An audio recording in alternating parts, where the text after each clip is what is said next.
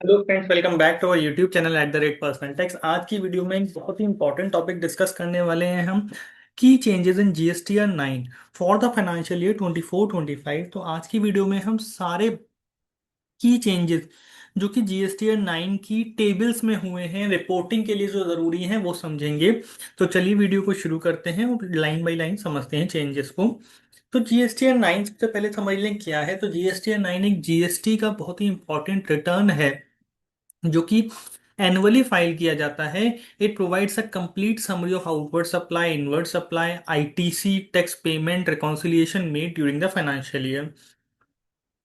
ये return consolidate करती है monthly quarterly details filed in GSTR 1, tax liability and ITC details filed in GSTR 3B, inward supply information available in GSTR 2B, books of accounts data tax payer का। तो इन सब चीज़ों का जो reconciliation होता है उसको बोलते हैं GSTR 9। It acts as a yearly reconciliation statement and it is considered as a key document during departmental audit, scrutiny proceedings and assessment case. For the financial year 24-25, several important updates, validations, reporting changes have been introduced on the GST portal, making accurate filing even more critical for taxpayers and practitioners. तो सबसे पहले समझते हैं applicability किसके ऊपर GST 9 की। तो GSTR 9 file करना है सारे के सारे रेगुलर टैक्स पेयर्स को। रेगुलर टैक्स पेयर्स कौन होते हैं? जो कॉम्पोजिशन ऑप्ट नहीं किया है, जिन्होंने जो रेगुलर यानी कि जीएसटी चार्ज करके सरकार के पास जमा करा रहे हैं। SEZ units and SEZ developer, taxpayers whose aggregate turnover exceeds 2 crore, who is not required to file GSTR 9, composition taxpayer, उनको GSTR 9 फाइल करने की जरूरत नहीं है। Input service distributor, non resident taxable person, casual taxable person. Due date क्या है? तो GSTR 9 assessment financial year 24-25 की फाइल करने की लास्ट डेट है 31 दिसंबर 2025। लेट फाइलिंग अट्रैक्ट करती है late fee under section 47 of the CGST act. तो क्या है late fee? ₹100 per day for every day of delay और failing to furnish details of outward supply और रिटर्न्स, या और कोई भी रिटर्न तो ₹100 पर डे की पेनल्टी है। की चेंजेस समझते हैं GSTR 9 में क्या है। तो गवर्नमेंट ने इंट्रोड्यूस किए हैं several new tables and refined existing disclosures in GSTR 9 to ensure better reconciliation between books GSTR 1, 3B and 2B. These changes are aimed at capturing cross-year ITC movement more accurately, improving invoice level matching and reducing the possibility of mismatch notices. तो सबसे पहला change क्या है? Introduction of table 6A1, prior year ITC claimed in current financial year. तो अगर आप पिछले साल का यानी कि 23-24 का आईटीसी 24-25 में क्लेम करेंगे तो पहले उसको इकट्ठा लिखा जाता था एक ही टेबल 6A में। इस बार 24-25 से टेबल 6A1 बना दी गई है जिसमें आपको रिपोर्ट करना है ITC pertaining to financial year 23-24 claimed in 24-25। ये वैसा ही है जैसा कि आप इनकम टैक्स में पुराने साल का टीडीएस क्लेम कर रहे होते हैं। Excluding ITC reclaimed under section under rule 37 और 37A। तो रिक्लेम कर रहे हैं उसको एक्सक्लूड करना होगा। इससे डिपार्टमेंट डिफरेंशिएट कर पाएगा आपके करंट ईयर आईटीसी और प्रीवियस ईयर आईटीसी को, especially where suppliers upload invoices belatedly और tax payers avail ITC late. तो अगर आप कोई आईटीसी लेट अवेल कर रहे हैं या फिर आपके सप्लायर्स ने इनवॉइसेस बाद में अपलोड किए हैं, उन सब चीज़ों को टेक केयर करने के लिए टेबल 6A1 को लाया गया है। Modified structure of table 6A। तो हमने बताया आपको 6A1 और 6A2 में तोड़ दिया है। 6A1 में क्या आएगा? Prior prior year ITC taken in current year, और 6A2 में ITC actually pertaining to the current year यानी कि फाइनेंशियल ईयर 24-25। बाइफरकेशन से जो ड्यू ऑडिट के दौरान कंफ्यूजन आता है कि भाई ये आईटीसी पिछले साल का है करंट ईयर का है, वो खत्म होगा और cross year tracking of ITC transparent होगी। Revision of table 8A, exclusive financial year data inclusion. तो table 8A is now refined to show only those inward supply invoices which pertains to financial year 24-25. Even if the supply reports invoices later. तो यानी कि वो invoices जो कि 24-25 से pertain करते हैं, अगर वो बाद में भी रिपोर्ट किए गए हैं तो वो टेबल 8A में आएंगे। Previously late reported invoices appearing in GSTR 2A 2B often caused mismatch. इससे क्या होगा? क्लीन आईटीसी कंपैरिजन होगा, reduced table 8 mismatch, better clarity on ITC eligible versus ineligible. Table 8H1 import ITC claimed in next financial year. तो नई table लाए हैं, table 8H1। ये क्या बताएंगे?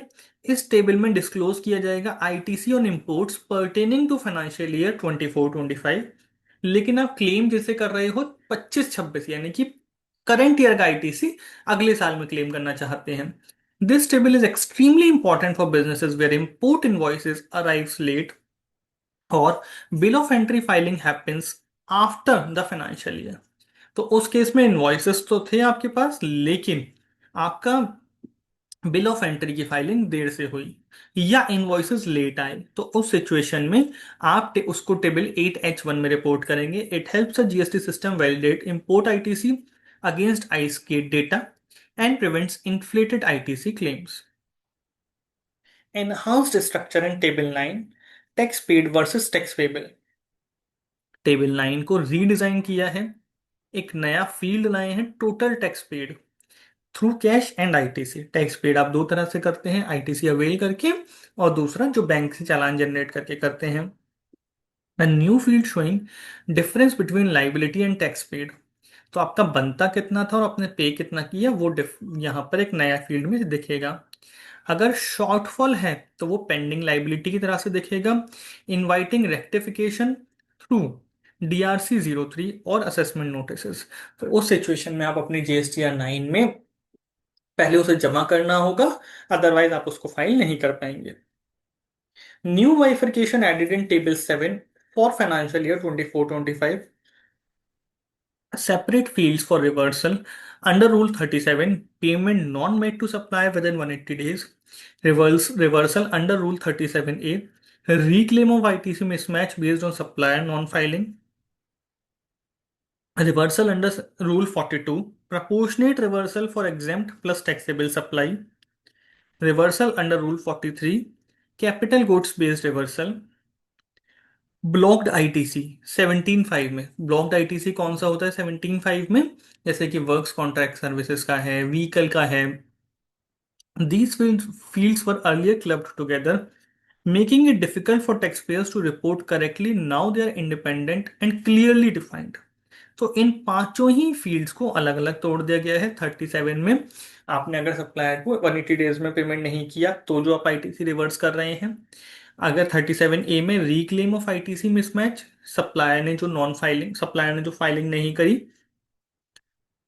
उसके बेसिस पर जो आपका आईटीसी मिसमैच हो रहा है। रूल 42 में प्रपोर्शनेट रिवर्सल अगर आप कर रहे हैं, यानी कि आप जो सर्विसेज देते हैं वो उसमें कुछ एग्जेम्प्ट सप्लाई भी हो, कुछ टैक्सेबल भी है। जैसे कि बैंक्स के केस में मिक्स्ड सप्लाई होती है, मेट्रो कंपनीज के केस में इस तरह की सप्लाई होती है। तो उसमें जो एग्जेम्प्ट से रिलेट करता है उसको हम रिवर्स कर देते हैं आईटीसी को। Reversal under rule 43, capital goods based reversal, क्योंकि वहां पर डेप्रिसिएशन भी क्लेम कर रहे होते हैं। और 17(5) में जहां पर आईटीसी को स्पेसिफिकली ब्लॉक किया गया है, तो उन सबको अलग अलग रिपोर्ट करना है। Clarification in table 8 10 and 11 amendment की रिपोर्टिंग की गई है। Table 10 and 11 continue to capture amendments related to financial year 24-25 but reported in 25-26 with newer validations। Only correct year amendment will be accepted, wrong year amendment will trigger error or audit queries। Table 12 और 13 में क्या changes हैं? Cross year ITC movement, these two tables are now more tightly aligned। Table 12 ITC of financial year 24-25 reverse किया जा रहा है 25-26 में। और टेबल 13 क्या बताएगा? आईटीसी ऑफ 24-25 अवेल किया जा रहा है 25-26 में। These helps to ensure that ITC movement across years is fully traceable।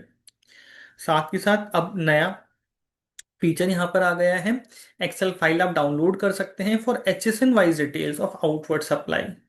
जिससे कि आप उसको अपनी सप्लाई की डेटा से रिकंसाइल कर सकते हैं, मैच कर सकते हैं। तो it is advised to keep in mind these amendments to GSTN 9 for accurate and correct filing. Please consult to the chartered accountant or the tax advisor if required. Please subscribe to our YouTube channel at the rate personal tax for personal tax and personal finance updates. Thank you very much.